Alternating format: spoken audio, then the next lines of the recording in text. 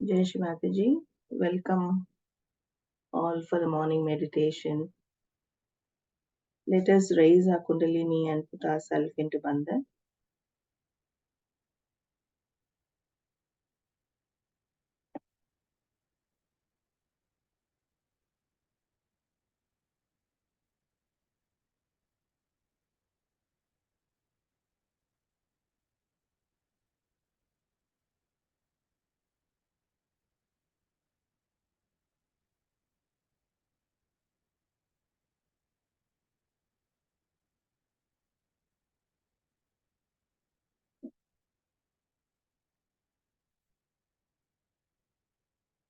We can settle ourselves, our attention on our Mooladhara Chakra.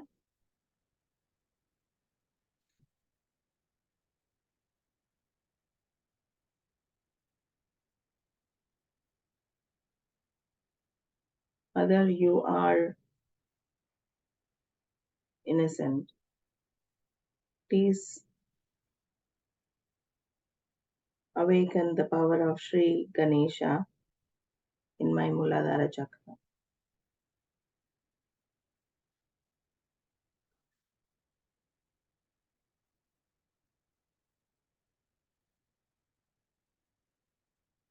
Make me worthy of your attention. Please come into my heart.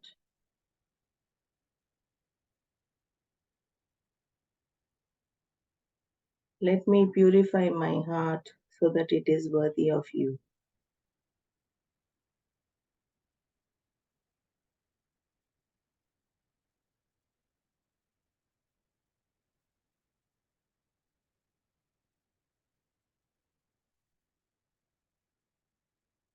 We can take the Maha Mantras.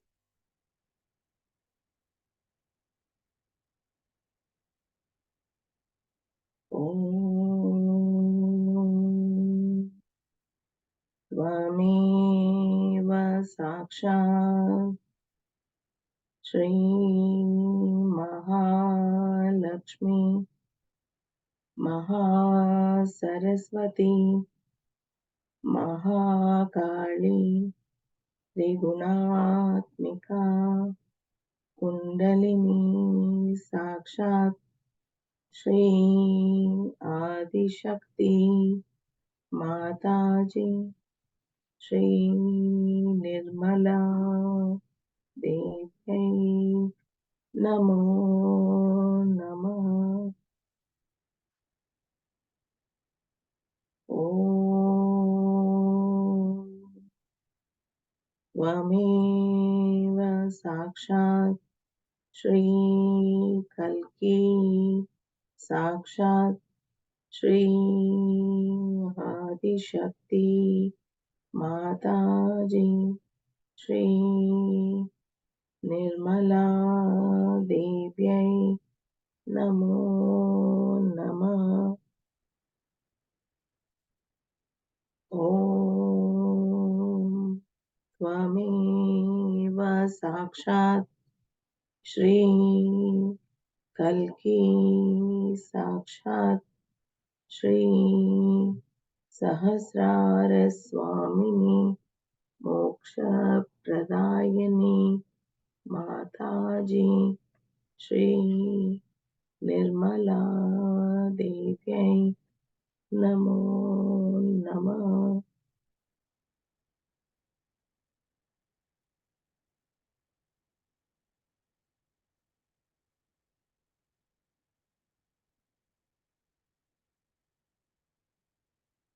We can say one mantra to Sri Nirmal Ganesha. Om Tvameva Sakshat Shri Nirmal Ganesha Sakshat Shri Adishakti Mataji Shri Nirmala Devyai Namo Namah.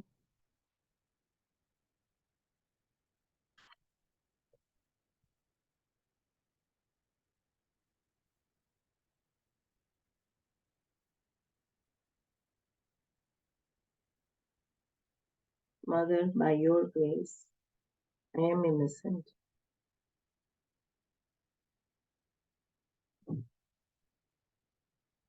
Mother, please make me worthy of your appreciation.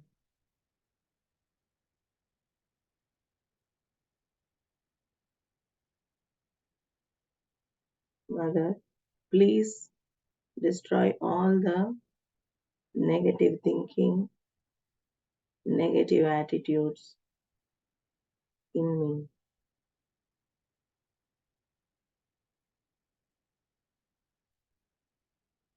Please instill Sri Ganesha principle in my Mooladhara.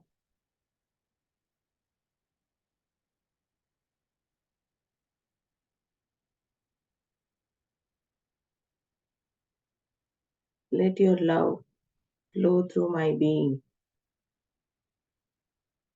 and manifest in my heart.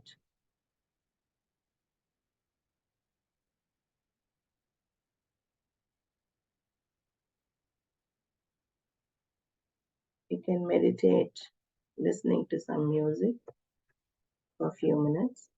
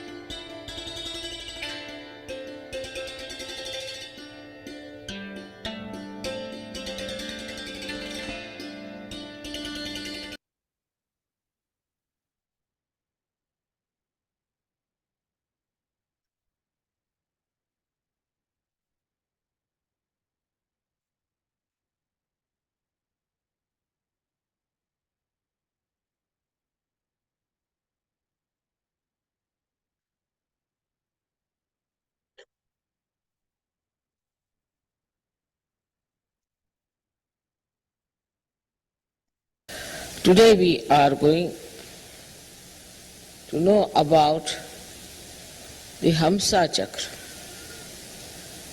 That is the area of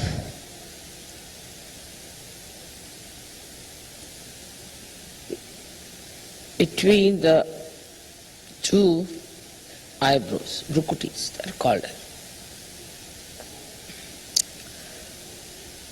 This one is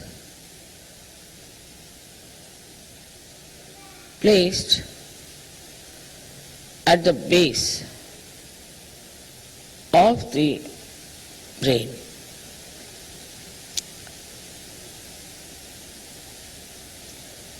Which is called as Mooladhara. And this part is the complete controller of the whole of the base of the brain. Again I say base of the brain. And that is a part of the Vishuddhi still.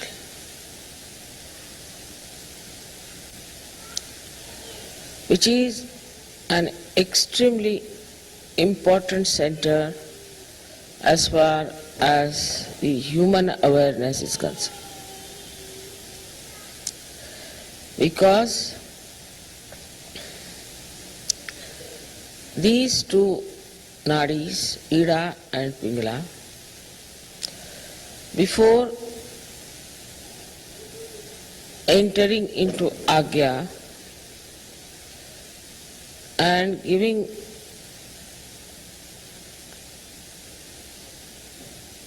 crossing each other, part of them crosses over this chakra of Hamsa.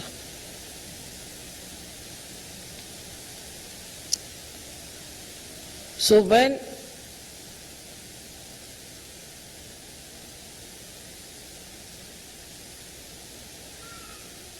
the ego and superego develop in our brain and cover our limbic area, from both the sides the strands which are coming out of the Vishuddhi sit on them.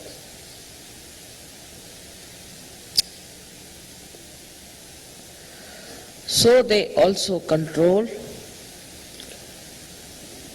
these two institutions from outside.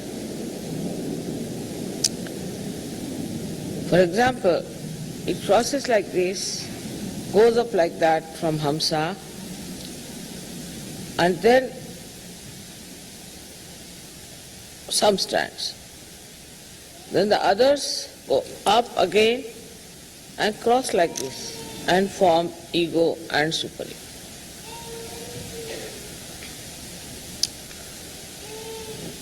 So from the back side, on top of them, these two strands go and sit. You all know that Hamsa Chakra gives you discretion. But still we do not understand what do we mean by discretion.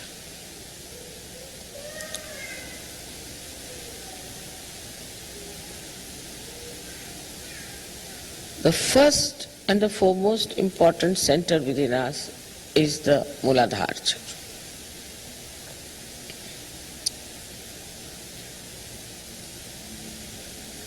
If we do not have the proper discretion about Mooladhara Chakra, we get into wilderness, I should say, or we open the doors of hell for ourselves.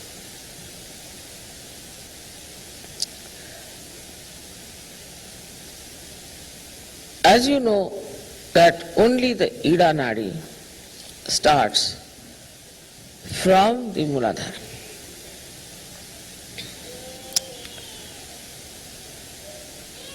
That means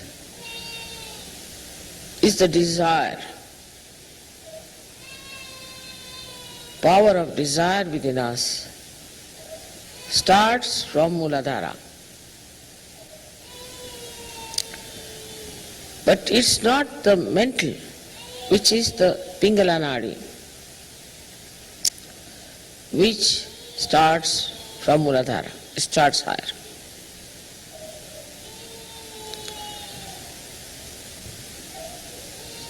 So to have a complete understanding about which child is crying, please take away the child. Yesterday again same thing happened. Now this is indiscreet. Continuing with the child all the time. Yesterday was the same thing. Immediately you should take out the child. In the meeting any child is crying, immediately take out the child. There's something wrong with the child. Immediately take out the child. Again it is discretion.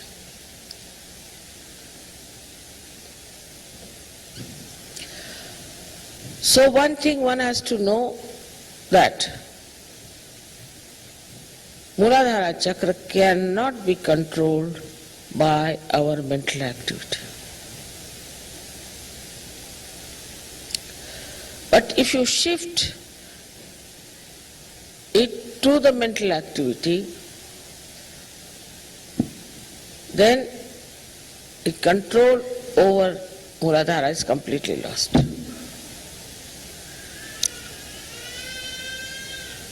Apart from whatever has happened in the West, Mooladhara Chakra is all gone into the mental activity of human beings. It is so much discussed, talked, it is so much described, written down, so much read, so much put into our heads that it has become a mental activity.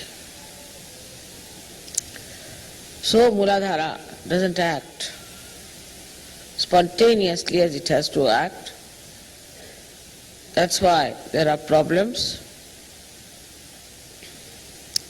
that people cannot produce children.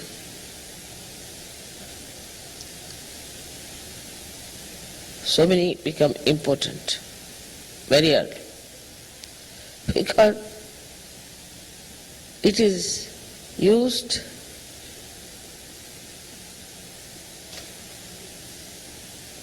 not by the power of desire but by mental activity. Shift. Now you see the light here. It's burning there because there is oil and there is a wick. It is burning. But instead of this oil, you put just water. Will it burn? It won't. Because water is not going to nourish this light. So the more mental activity you have, your Mooladhara gets spoiled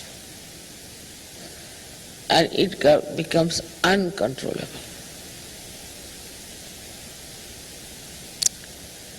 But if it is left to your desire, so it becomes spontaneous.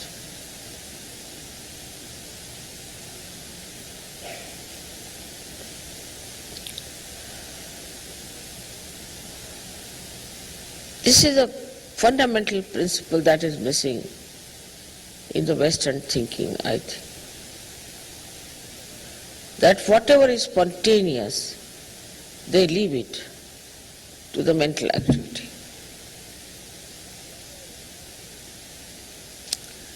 Wherever the mental activity is to be used, you should use mental activity, and wherever your desire and emotions are to be used, you must use your desire power.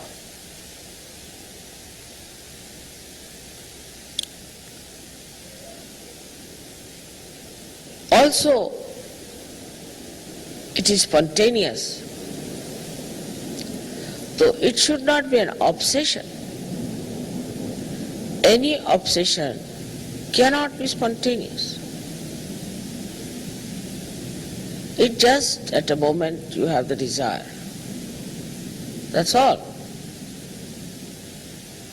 But all the time if this it's in your mind, that means you are using water to have the fire.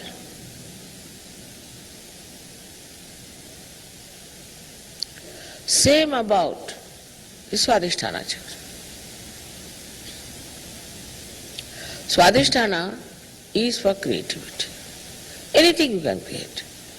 You can create a sari, you can create a beautiful design, pattern, you can create a beautiful art or anything. But as soon as you put it on a mental level, it's finished.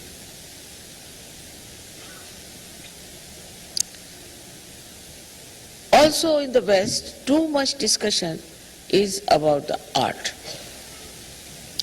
This is not art, that is not art, this should have been like this, that should have been like this. I mean, its creativity is spontaneous.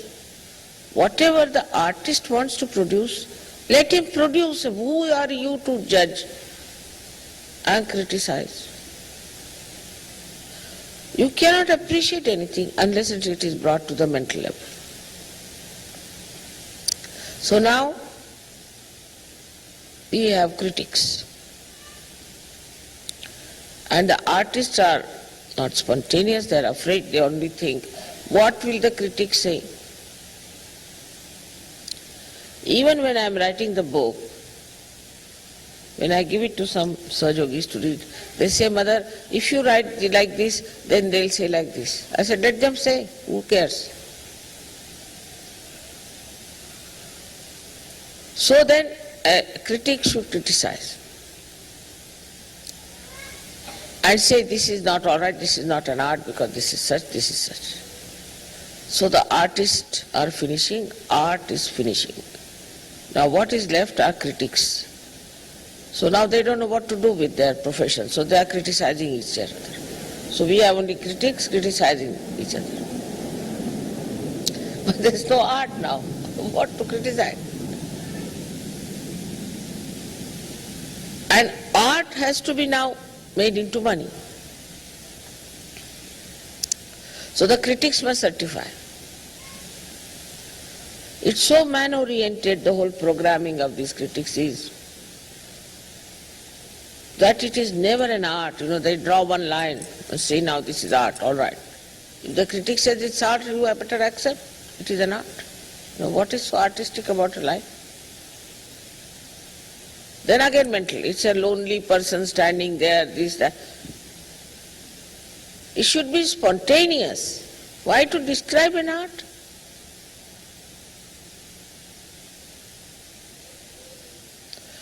So the mental level is so alert and is all the time trying to see things according to certain norms.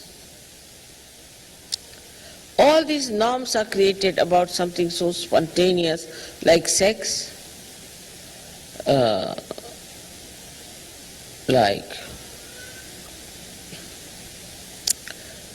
art.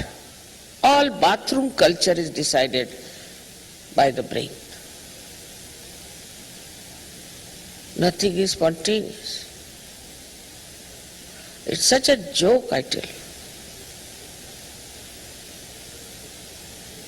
So people become artificial.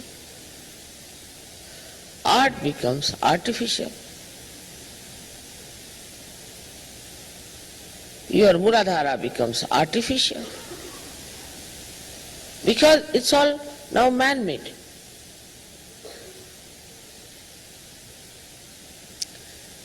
All the spontaneity is lost. If you see any art from any country, just watch. Why must you react to it? Just watch. As Sahajogis, you should just watch. And the whole thing will start flowing through. Now this Greek tragedy of romanticism, then the romance of Romeo and Juliet, all is imaginary, is all mental. There's no spontaneity in it. And then you are accept only relationships when there is artificiality, even between husband and wife. Like the husband must bring a flower every day to the wife, show her a flower, as if she's a priest or something. And the wife must, I don't know what they do, all artificialities. And then he must say thank you 10 times to her. And she must say sorry to him 100 times. I mean, they are husband and wife, left and right side of a chariot. And then the men expect this should happen. Women expect this should happen. Men expect the women should be like men, and women expect men should be like women. Men are very particular about time, women are not. So women must be very particular about time, otherwise they think she's the worst person they have ever known. And the woman is, say, more particular about her kitchen or maybe about her dress. So the man would get angry with her because she takes too much time to get ready. It's mutually so indiscreet that the relationship becomes absolutely absurd. There should be understanding that she is the left side and you are the right side, and both of you have to act according to your nature. On the contrary, you want to make somebody look so funny, because imagine a man becoming a woman and a woman becoming a man. You see, it's a joke. But that's what is happening. Whatever the men are supposed to do, they cannot do. Whatever women are supposed to do, they cannot do. Whatever the children are supposed to do, they do not do. For example, children in the West will go on asking, why? Who are they to ask why? What is their growth? What is their intelligence? What is their maturity? They cannot be treated like a judge sitting in the court. They are children.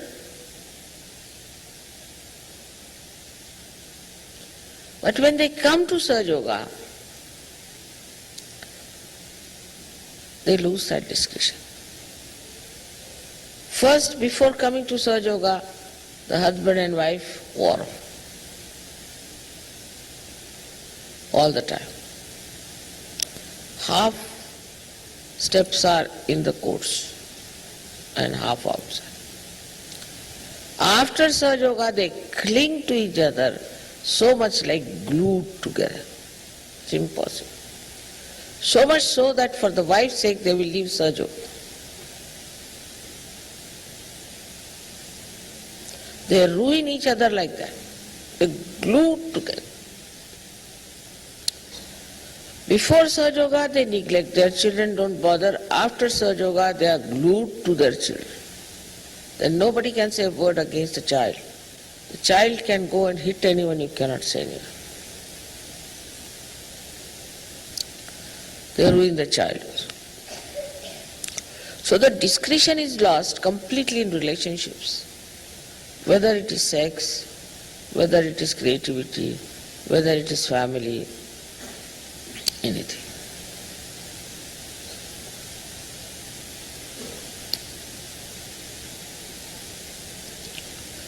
That's the part of the Hamsa Chakra.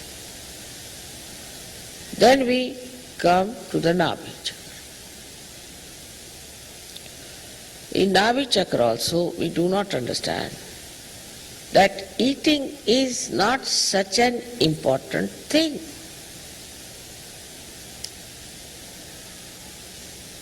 Doesn't matter if you don't eat your food today. What does it matter? It's very important, you know. In Pune we had a puja, and we had Western children sitting there in the puja, and there were Indian children also. As usual, puja is always late. But it was in the evening, Sankrant puja. So the children, Western children, got up at 8 o'clock, whether it's puja or anything, and all marched on for their dinner. It looked very bad. Indians couldn't understand, how can that be?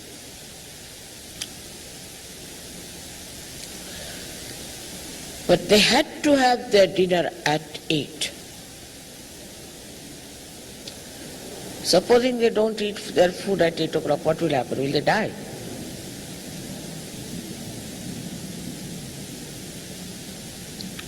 So in a way, we restrict children also by our own conditionings, and also we allow them to behave in a manner that they, as if they are very grown-up, matured people. We are so enamored by our children, as if to get children is something great. Anybody can have children, what's so great about it?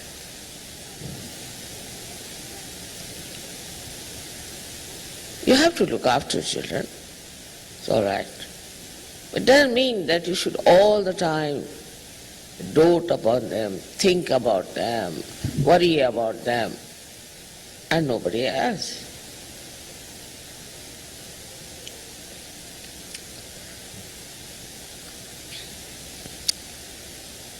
So if you have to enter into the limbic area, which is the Virata's place, which is the, I would say, from Vishuddhi to Hamsa, and then to your limbic area, into the Virata, then your interest must expand. So the other discretion should be that, am I only thinking of my child? Am I only thinking of my wife? Am I only thinking about them? Or I am worried about other children also. I am thinking about other children.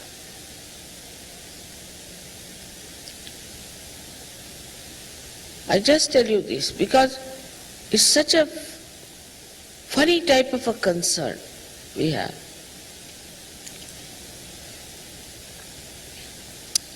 And you destroy your children also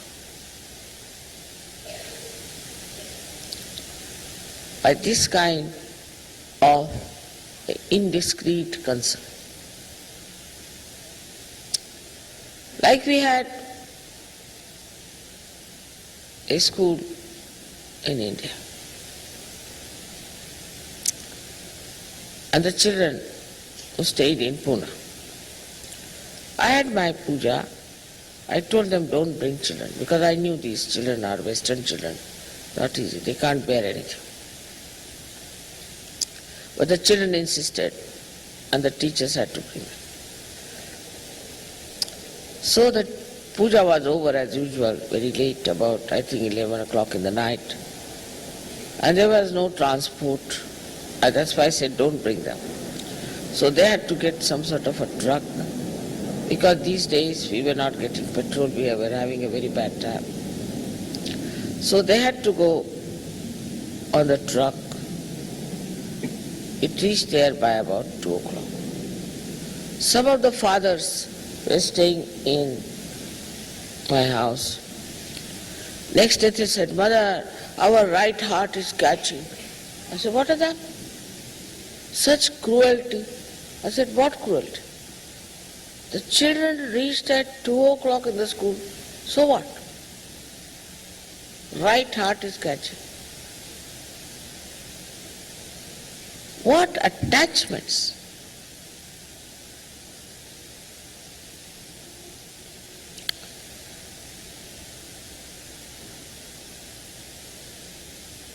Your children, if they reach at 2 o'clock, what does it matter? Why are you so much concerned about it? They are realized souls. There is God who is looking after them. Why are you so much worried about them?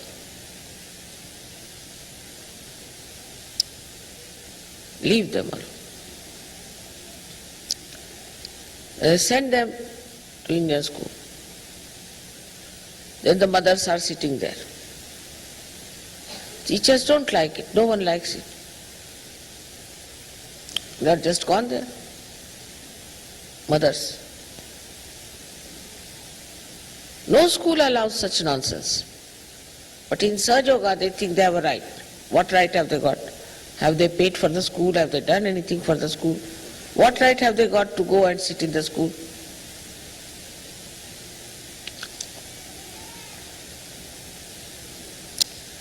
So the discretion should be, we have to bring up our children according to such culture. The first of the principles of Sahaja Yoga is fortitude. Sahaja Yoga is not meant for such dainty darlings.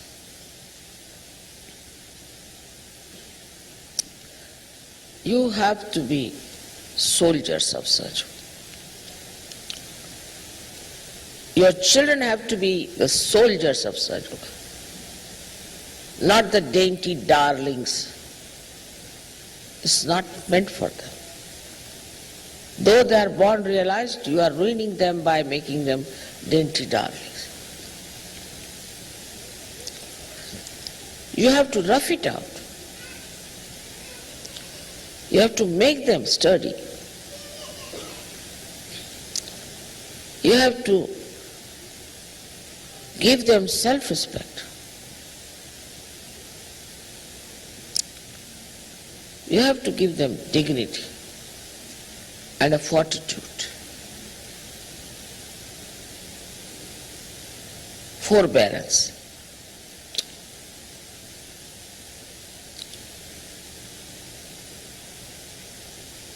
So, this left navi, right navi, especially the left navi, is a very big problem.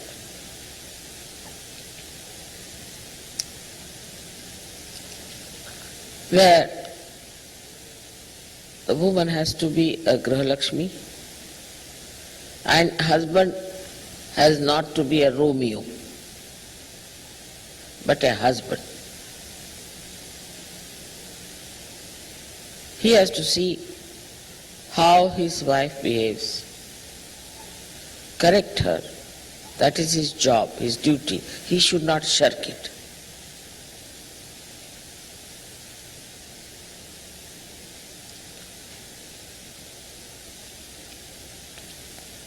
Graha Lakshmi is the woman who should know that she has the great responsibility of creating a very great society of Sahaja Yoga. She is not an ordinary woman. How many women got their realization before? But in Sahaja Yoga, if you find the ladies, you'll hardly find very few who are really alert. Most of them are in trance condition. They don't know anything.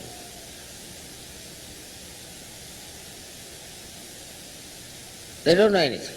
They don't know much of cooking. You ask them anything, they don't know anything. You talk to them, you feel as if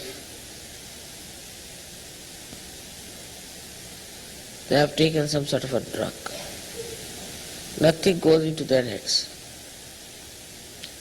Sometimes one feels it's better I do it myself. Impossible.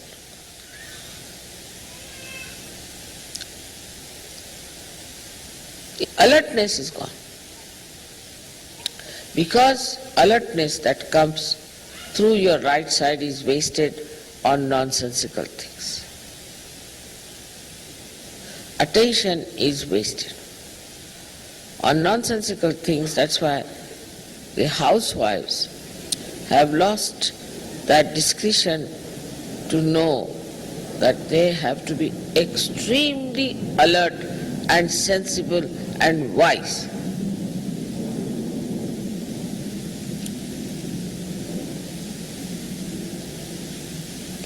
They should know each and everything.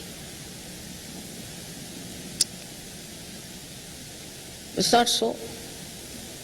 They just live in the air somewhere hanging, You don't know what to say to them, how to ask for anything, how to explain anything to them. It's an impossible situation.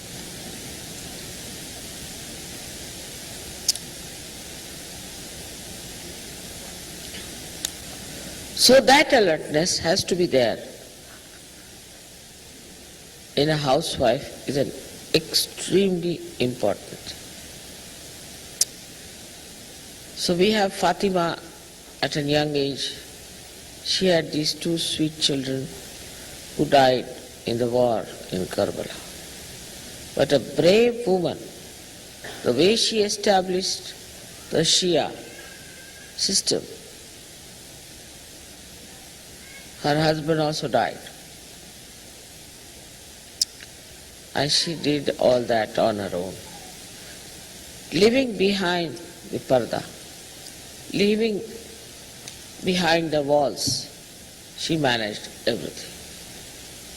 We have had many such queens in our country. There was a 17-year-old widow who was the daughter-in-law of Shivaji. She fought with Aurangzeb and defeated him in our country. Tarabai. So many of them we have. But if you do not have the alertness, then you cannot be a Grihalakshmi. You cannot be a good mother. You cannot be a good wife.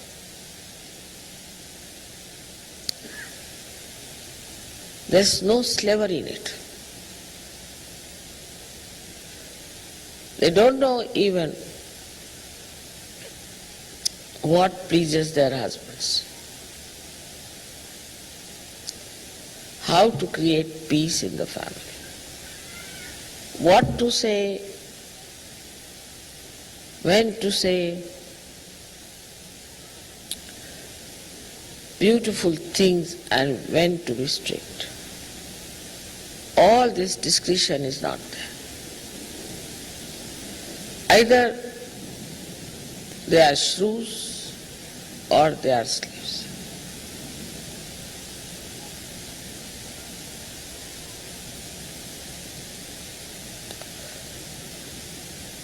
So Sahaja Yoga is meant for women who are alert, who are wise, who know everything about life. Even they don't know where are the chakras on the feet. Look at your mother, she's a woman. She knows so much. They don't know anything as to how Kundalini passes through these centers, what it does, what she is capable of. But the Kundalini itself is the feminine power. She knows each and everything about you, about her child. Many mothers don't know if the child is taking drugs or is behaving which way. Except for spoiling or beating, there's nothing in between.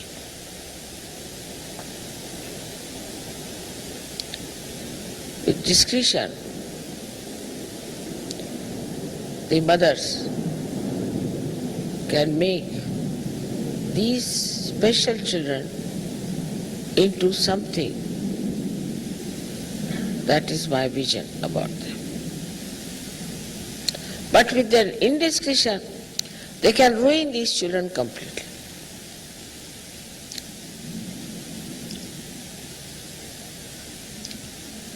This is so important that our Hamsa should be all right, that we should be able to create a beautiful home, a peaceful home, not only for our family, but for all the other families who come to our house. I don't know how it has come into the brains of Indian women. I don't know how. But if you have to please them, you have to just say, "Sister-in-law, will you cook this for me tomorrow?" That's it. Or if you say, "I'm coming for dinner or lunch," that's the best. They are very much pleased. Oh. Just they'll start thinking, what am I going to cook? What does he like? They know about each and every person what he likes. It's not slavishness. If you want to please someone, it's not slavishness. The whole nature is there to please us. Is it a slavish thing to do?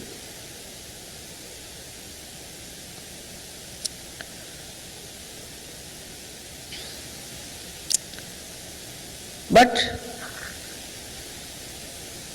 the another side of a woman is she is a Raja Lakshmi and the man who is the king. The discussion at that point is, are you dignified or not? We went to Japan once and they were treating us with great respect, even in a village.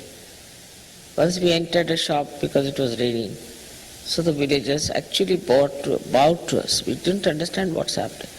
And they gave us presents.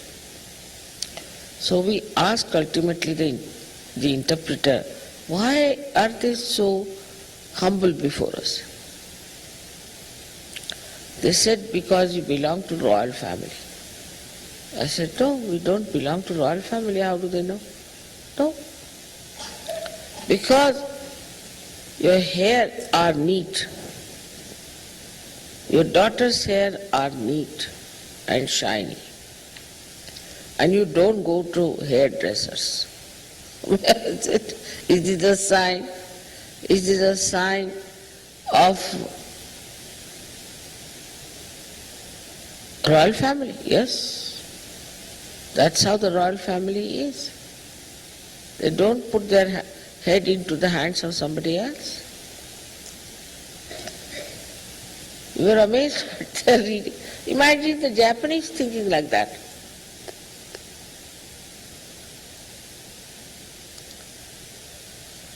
So the discretion is that you have to be like a queen. And the husband has to be like a king.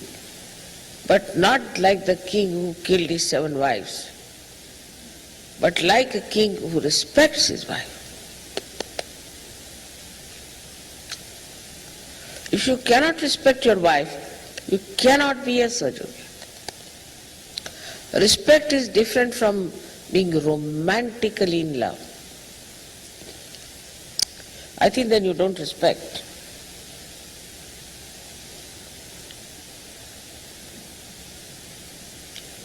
To respect your wife is a very important thing in surgery.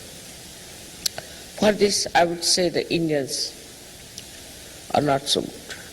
But also I know some of the Western people are also quite funny. Your dignity is reduced if you cannot respect your wife.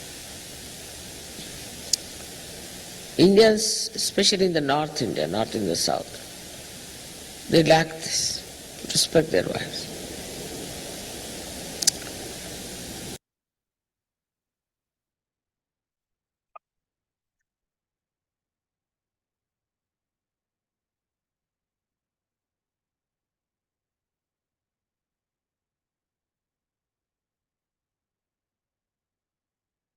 Meditate silently.